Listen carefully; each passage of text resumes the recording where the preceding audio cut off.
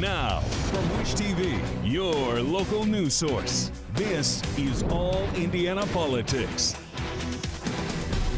And welcome to All Indiana Politics on this Sunday morning. We start today with Indiana's lawsuit to block the new federal COVID-19 vaccine mandate.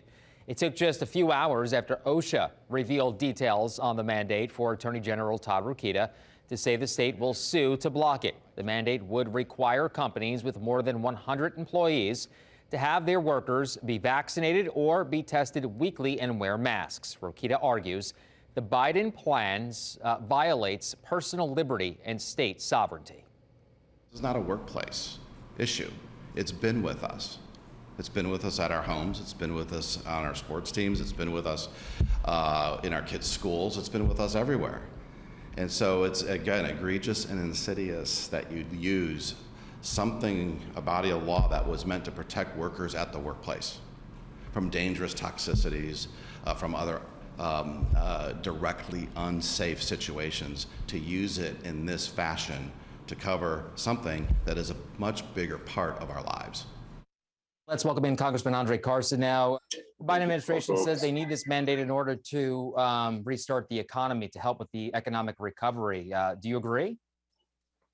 Well, certainly. I certainly do. I think that COVID has wreaked havoc on our economy. I think we've seen a dip.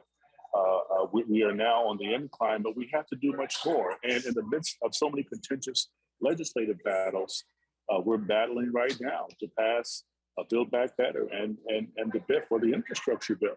And with so much contention, I think that Biden has to demonstrate some kind of leadership, because the American people are suffering. And I think who better than the president to be bold, to be firm after having returned from the G20 summit, to make a statement about employees and how they're treated.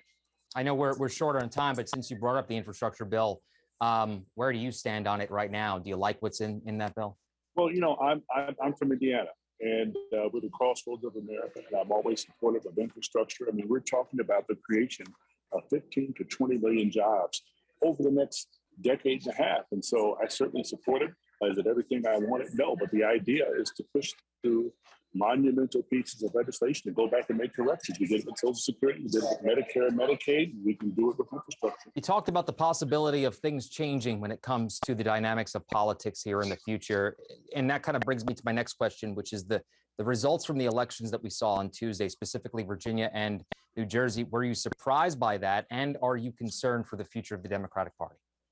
Well, I was disappointed. I think that what it has shown is that you can win elections by saying things that cause division, things that exacerbate the vitriol that's in the environment, and you can do and say things that speak to the worst of our fears. And I think that Democrats have responsibility to make our messages more succinct and more clear, and show that we are the party of inclusion, not exclusion, and that we cannot allow our colleagues on the other side of the aisle to control the narrative. And the narrative is that our country is changing rapidly, but this is a country for everyone, regardless of your race, creed, or color, or sexual orientation. Are those results going to have an impact on what's going on in the House? I would hope not. I think some people are spinning it that way. My hope is that we can pass these two very important bills this week, or at least by the end of the week, so we can move forward with more important things. We still have to continue some continuing resolutions that are already up there, and we have more important work to do next year. I think we have to deal with education in a very meaningful way. We have to make sure we're doing what's right on behalf of our veterans in a meaningful way, and my hope is that next year's legislative agenda will contain these things. Congressman, I know you're short on time, but I want to get your thoughts on this because you held a committee meeting this week specifically to talk about domestic terror threats. What exactly are those? Well, I think since 1995, it is clear that domestic terrorism is on the rise. We have a rise in white supremacist organizations. We have empathizers and sympathizers, unfortunately, in police departments across our country. We have them in our military as well. I mean, I unfortunately receive death threats regularly from some of these folks, and it is a point of contention and concern. Having worked in law enforcement, having come from the Intelligence Fusion Center with the Indiana Department of Homeland Security, I understand these threats very intimately. And it's something that I want to do in an oversight capacity as the chair of the Counterterrorism Committee on the Intelligence Committee, to have the FBI present as they were, have the Department of Homeland Security present as they were, and to get answers and to see how they're coordinating with state and local law enforcement in terms of making sure information is shared regularly. One last question. Should we be more concerned about foreign terror threats or domestic? I think both.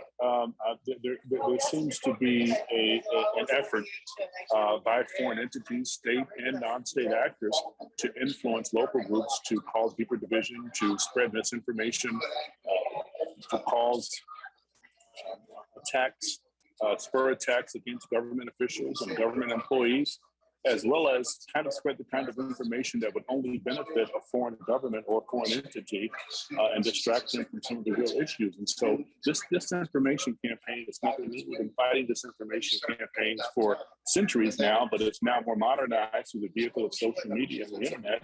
And unfortunately, some of these extremist elements in our society are being influenced by these foreign entities. Some of the exchanges are known, and some of the exchanges are indirect. And a lot of these foreign entities are using cover organizations like NGOs to build alliances and maybe even give money to some domestic groups, all in an effort to influence them to ultimately do their bidding.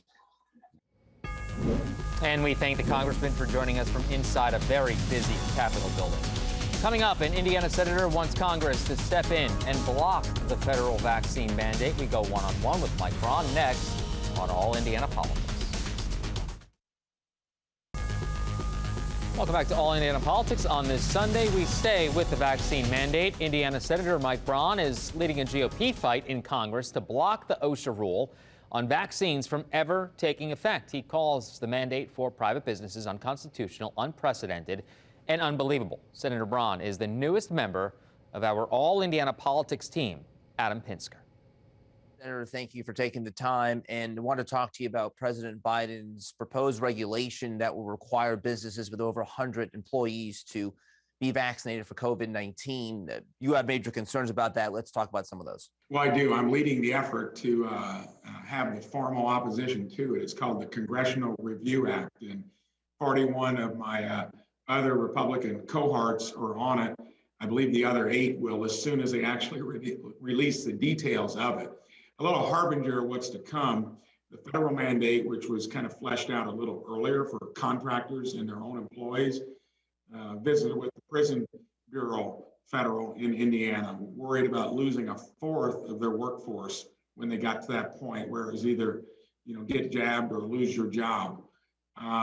Places like Crane Naval Weapons Center down near where I live, many long-term employees and they haven't had any issues with COVID because all of these places, whether it's a prison, a defense location, especially businesses, even schools, have had protocols in place that have really gotten a rhythm of how you deal with it. And now doing this while things are ebbing, getting into a point where finally maybe we're clearing the worst of it, this could be the single biggest thing that impacts businesses through that whole journey. And it's right when they're getting their feet back on the ground. So there's broad, concern about it, not to mention the intrusion of the federal government into certain areas of freedom and liberty. This is more about paid people to keep their employees there, up to 500 employees. Now you've lowered the threshold to 100, and you're going to force anywhere from maybe 10 to 20% of certain workforces to leave the job that we've been trying to have them stay there and keep. Have you spoken to the Biden administration, to the Labor Department beforehand, to perhaps broker a compromise and head off any kind of stalemate over this? See, this is a ruling. It's not a law. It's not even an executive order.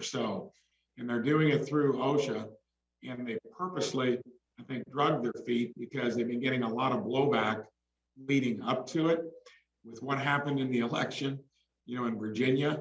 There could be a political reason that they pull back, but just like on the border where it was working so well pre-COVID, pre-Biden, that's now exploded to something that is along with mandates and jobs in the economy, ironically, the big issues out there. They generally won't back down unless they're just politically forced to. That may be the case with what happened in Virginia and how this is kicking up such a stir across the country. I've nonstop since the idea of being forced to, regardless of what you think about a vaccine. Most people, I think, feel we were lucky to have it. And if you don't have a good reason, you should choose to get it. Axios did a poll, 14% say they agree with being forced to get it or lose your job. What you mentioned a Congressional Review Act a moment ago. What would that do? So that's the only tool you have. And as long as it's initiated by one senator and one member of the House, it forces a privileged vote to bring it to the floor, where you've got to vote either to uphold the rule or to cancel it.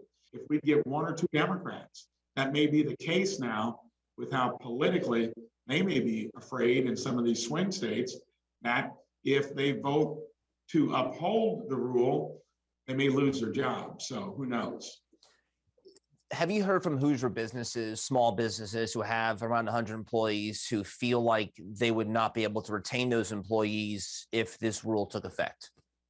Nobody's worried about losing all their employees, but as tough as it's been and as many people that aren't back to work, most businesses are 5 to 10% understaffed already, but they're getting by. And if you hit them with another 10% walking out all at the same time, up to 20 to 25%, the sad thing is it could put them in the most peril they've been in during this whole navigation through COVID. Talked to hundreds of them, phone calls coming in, and most just thinking it wouldn't happen because it's that preposterous. Now that you're getting closer, they're getting scared. The White House cites some economic advisors who say that the mandate would spark some economic recovery. Do you agree with that? That's a political point of view. My point of view on how you deal with COVID when it was such an unknown, take it seriously.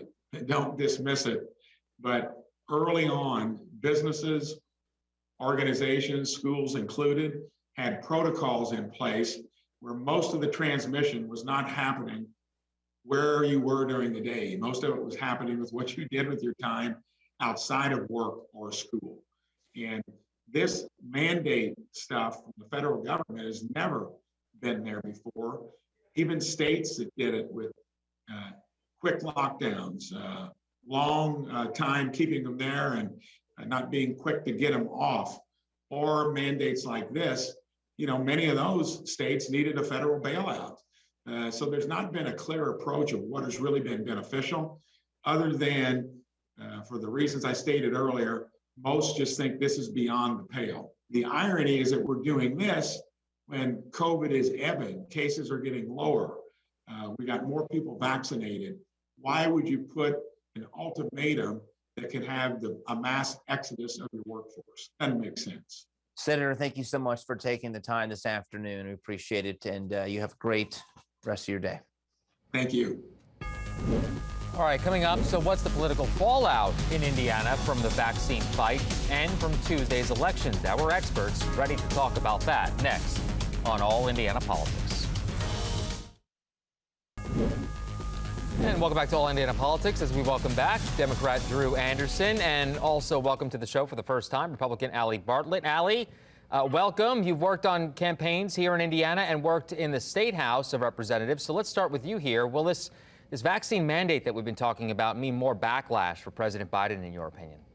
Well, first of all, thank you so much for having me. I'm excited to be here, excited to be a part of this conversation. To answer your question, I think this absolutely means additional backlash for the Biden administration for several reasons. First and foremost being, just what we saw with the elections in Virginia. This sends a message to Americans that Joe Biden doesn't have faith in the American people, and that he thinks that he needs to implement government mandates in order to entice people into doing something that they may or may not want to do for a various wide variety of reasons. I think it absolutely means backlash for the administration and for statewide elections across the country. All right, Drew, your response on this one? Well, Democrats have been on the record here in Indiana saying that every Hoosier, it's their freedom and choice to get a vaccine. But it's also the responsibility for the state and federal government to make sure that we can put the pandemic behind us. And that means that we have to update our vaccine guidelines. And if folks don't want to get a vaccine, that's up to them. But at the end of the day, we're moving on, and we have to get more. We're at 50% vaccination rate in the state. We need to get more folks, more shots in arms to make sure we could get herd immunity. And that's where we stand from the Democratic side. We talked earlier in the show about the lawsuit, the pending lawsuit. And Drew, we'll stay with you here. Is the Rokita lawsuit about the vaccine, or in your opinion, about maybe running for another office in 2024? Well, Todd Rokita, the only thing he thinks about is the next office he wants to run for. And I will say, when I listened to that interview, he claimed that there's going to be job loss. But, Friday's jobs report that came out, over 500,000 jobs were created across the country last month. And then additional revisions from the Labor Department said that even more jobs were created a couple months before. So that's a 600,000 average of job creation a month under the Biden administration. So I'm not seeing where he's getting those numbers, but it just goes back to the extreme partisanship that party usually governs by, and that's divisive for our state. Allie, Drew brings up a good point. Those jobs did look good on Friday. Yeah, I think when we're talking about job creation, that's a little bit different than employee retention. And where we're really going to see a hard hit here is on employers in the state of Indiana. I mean, I've seen it firsthand from people I know, from people in my family. It's hard enough to keep employees around right now. Imposing another mandate on employers, that's going to be the hardest hit part of all of this.